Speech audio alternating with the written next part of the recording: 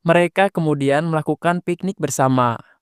Supaya suasananya hidup, maka diadakanlah sebuah game di mana yang kalah harus melakukan sebuah tantangan.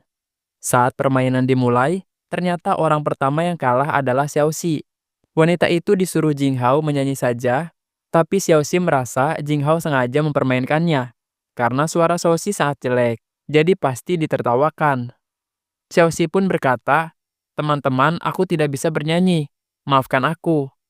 Bagaimana jika aku bercerita saja?" Tiba-tiba Sengxi menjawab, "Ya silahkan cerita saja. Kami akan mendengarkanmu sampai selesai." Mendengar itu membuat Xiaoxi tersentuh. Tapi di sisi lain, ia melihat Jinghao yang wajahnya cemburu. Xiaoxi pun bingung harus apa. Ia akhirnya memulai ceritanya. Xiaoxi menceritakan kisah seekor kelinci yang malang. Kelinci itu ditinggalkan oleh pemiliknya dan menjalani kehidupan yang berat. Namun ada elang yang menyelamatkannya. Ternyata kelinci yang dimaksud adalah Xiaoxi sendiri.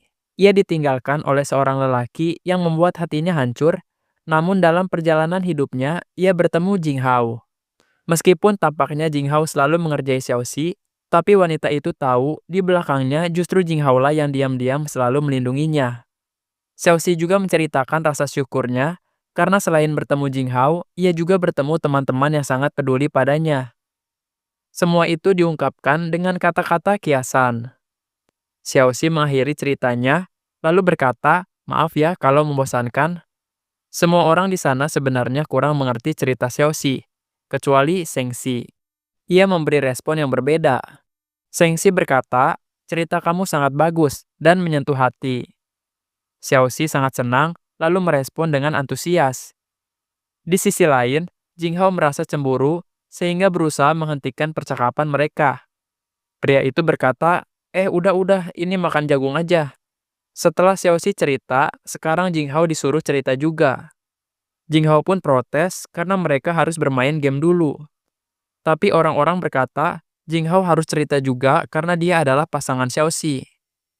Akhirnya mau tidak mau, Jinghao pun setuju. Namun pria itu tidak tahu harus cerita apa.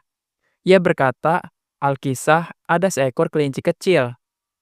Kalimatnya belum selesai, tapi orang-orang sudah tertawa. Mereka protes, "Apa-apaan ini? Kenapa ceritanya sama dengan Xiaoxi?" Jinghao pun menyuruh mereka diam.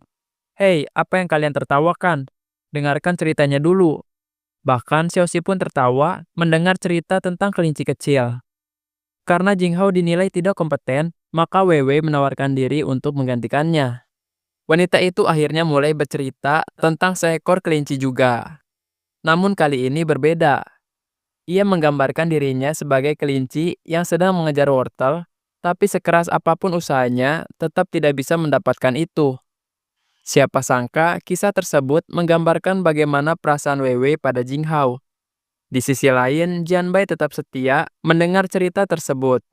Meskipun beberapa teman mulai mengantuk. Bahkan ada yang terang-terangan berkata, "Sepertinya aku akan tertidur mendengar ini." Jianbai melihat Wei menahan air mata.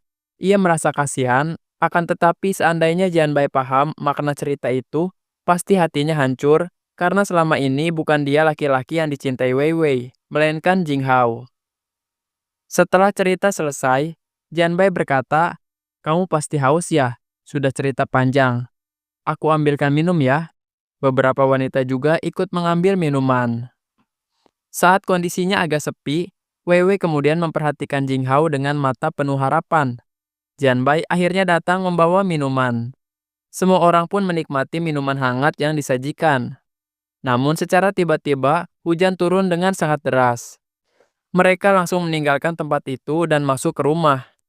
Ada dua orang di antara mereka yang dijuluki pasangan paling lebay, yaitu Nana dan pacarnya yang bernama Ouyang. Saat Nana mau mengelap pacarnya pakai handuk, justru pria itu berkata, "Aku yang seharusnya mengeringkan tubuhmu." Mereka terlihat sangat manis.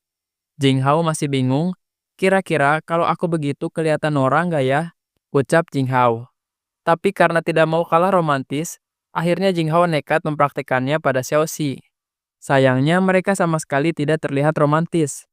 Jinghao malah seperti sedang mencekik Xiaoxi.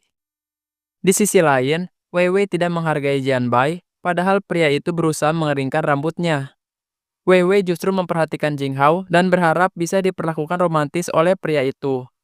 Beberapa saat kemudian, orang-orang tiba-tiba keracunan makanan. Mereka merasakan sakit yang hebat pada perut mereka. Hanya ada dua orang yang tidak keracunan, yaitu Wei Wei dan Nana.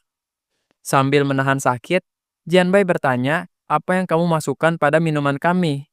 Pertanyaan itu tidak ditujukan pada Wei Wei karena Jianbai percaya padanya. Di sisi lain, Nana menjelaskan, aku tidak memasukkan apapun.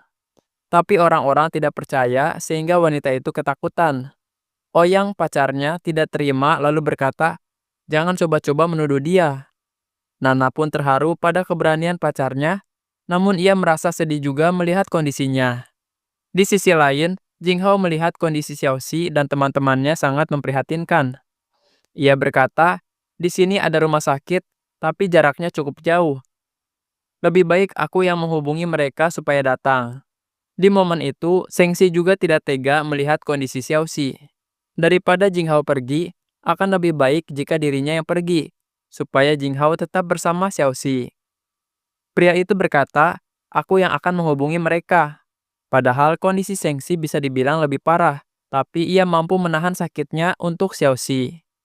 Wei Wei kemudian muncul membawa sebuah buku yang menjelaskan bahan makanan berbahaya penyebab mereka keracunan. Beberapa saat kemudian, Seng Chi memberitahukan kalau dirinya sudah menghubungi rumah sakit. Ia berkata, pihak rumah sakit tidak bisa mengirim bantuan saat ini, karena hujan deras membuat jalan tertutup oleh longsor. Jing Hao bertanya, lalu bagaimana dengan bantuan melalui helikopter? Sayangnya tetap tidak ada. Akhirnya Jing Hao memberikan Seng Si obat untuk meredakan sakit sementara. Di sisi lain, Seng Si yang tahu kalau Jing Hao bahkan tidak meminum obatnya, akhirnya berbagi obat sehingga mereka minum bersama. Mereka tetap saling peduli, meski sebenarnya saling bersaing memperebutkan hati Xiaoxi.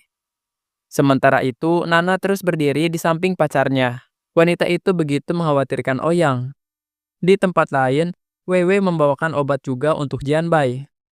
Wanita itu berkata, obat ini bisa meredakan sakit sementara waktu. Jianbai sangat berterima kasih karena Wei Wei mau repot-repot merawatnya. Wei Wei berkata, tentu saja, kamu kan pacarku, jadi aku pasti akan menjagamu. Namun semua itu hanya kata-kata manis, karena sebenarnya Wei Wei sedang membuat rencana jahat. Jianbai sendiri tidak pernah menaruh rasa curiga sedikit pun.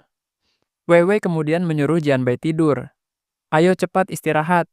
Semoga bisa tidur nyenyak ya. Selamat malam. Jianbai yang polos tersenyum dan dibalas juga oleh Wei Wei dengan senyuman iblis yang dibungkus kebaikan. Setelah melihat Jianbai tertidur, Wei Wei akhirnya memulai rencana jahatnya. Secara diam-diam, ia pergi ke kamar Jing Hao.